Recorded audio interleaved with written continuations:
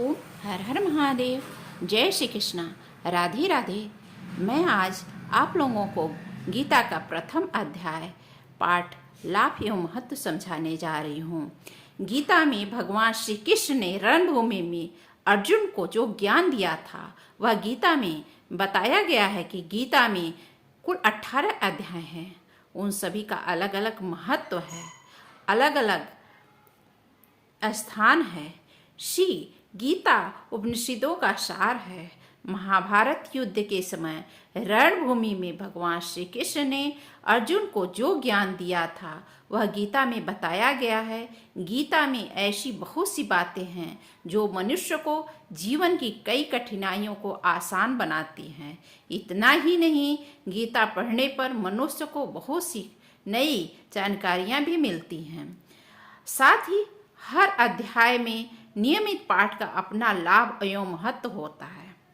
भगवान शिव ने देवी पार्वती को गीता के पहले अध्याय के पाठ का महत्व जो बताया है वही यहाँ मैं आपको बताने जा रही हूँ। लेकिन गीता के पहले अध्याय के महत्व को जानने से पहले जान लीजिए श्रीमद् भागवत गीता के प्रथम अध्याय की क्या खास बातें हैं।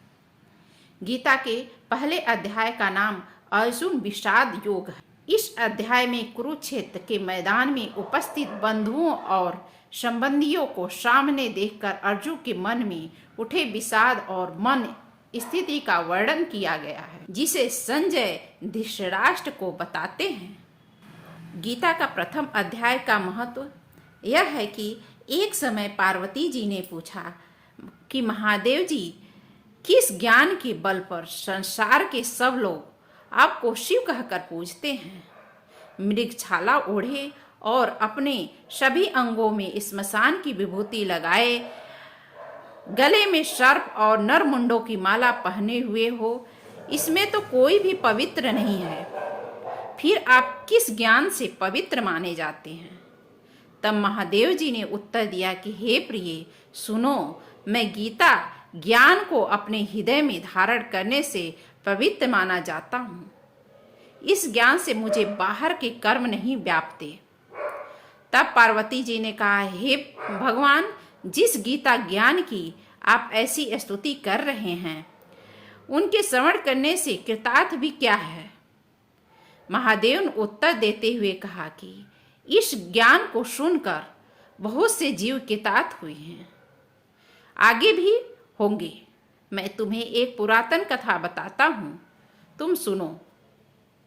एक समय पाताल लोक में शेषनाग की शैया पर श्री नारायण जी नैन मूंद करके आनंद मग्न थे।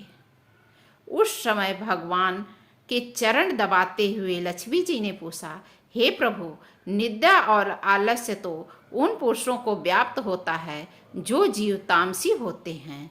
फिर आप तो तीनों गुणों से अतीत हो। आप तो वासुदेव हो।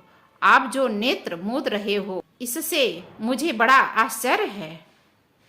नारायण जी ने उत्तर देते हुए कहा, हे लक्ष्मी, आपको निद्रा आलस्य नहीं व्यापता। ये शब्द जो भागवत गीता है उसमें जो ज्ञान है उसके आकार रूप है।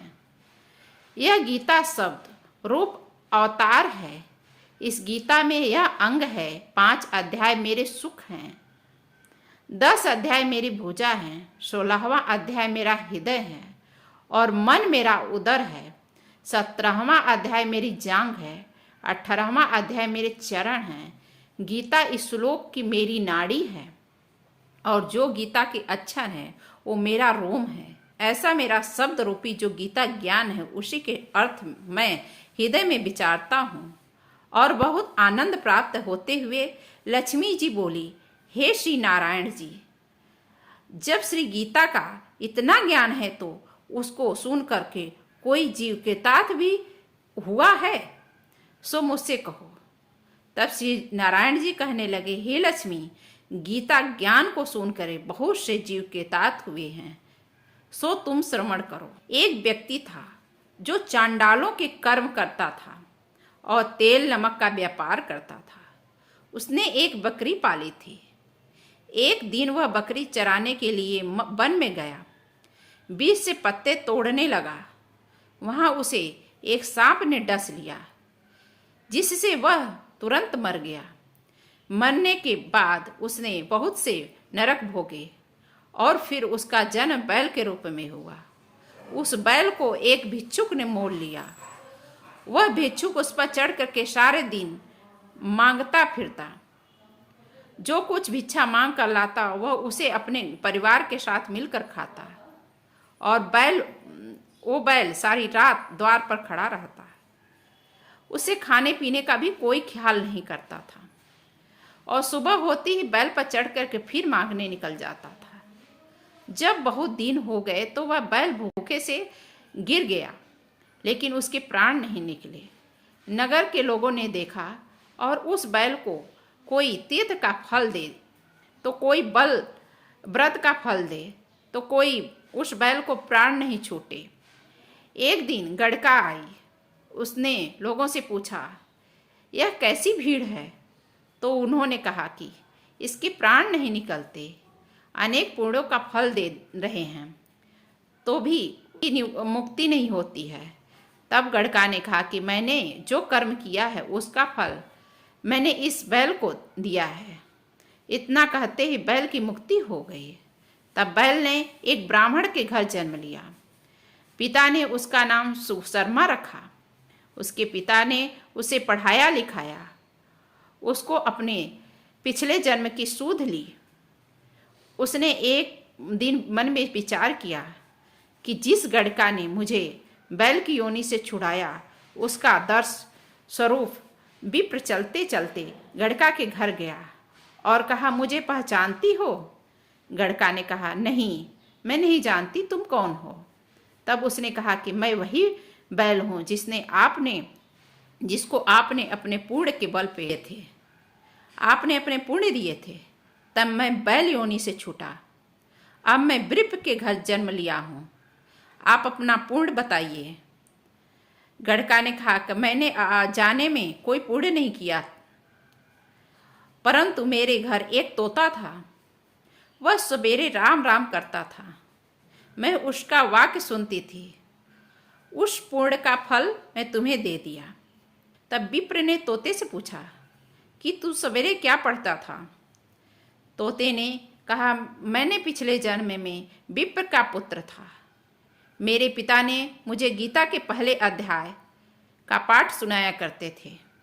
एक दिन मैंने गुरु से कहा कि मुझको आपने क्या पढ़ाया है?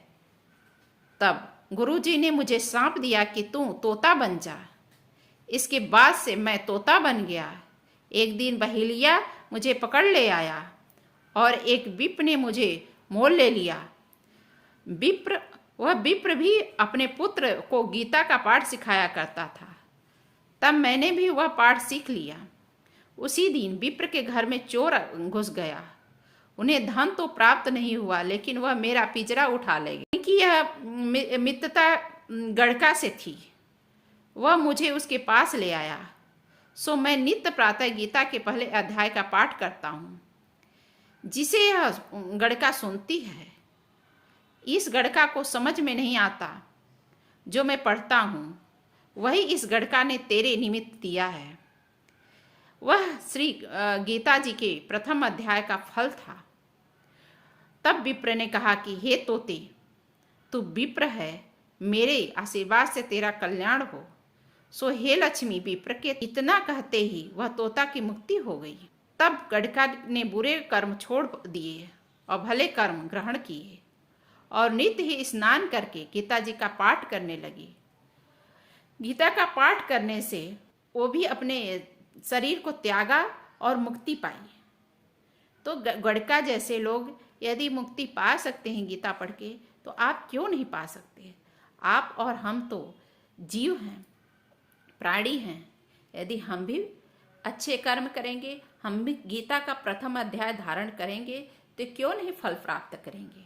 यदि आपको गीता का प्रथम अध्याय अच्छा लगा हो तो कृपया करके मेरे चैनल को लाइक करिए, सब्सक्राइब करिए और शेयर करिए। बेल आइकन को जरूर प्रेस कर दीजिए, जिससे कि सारी नोटिफिकेशन आपके पास जाती रहे। ओम हर हर महादेव। जय श्री कृष्णा। राधे राधे।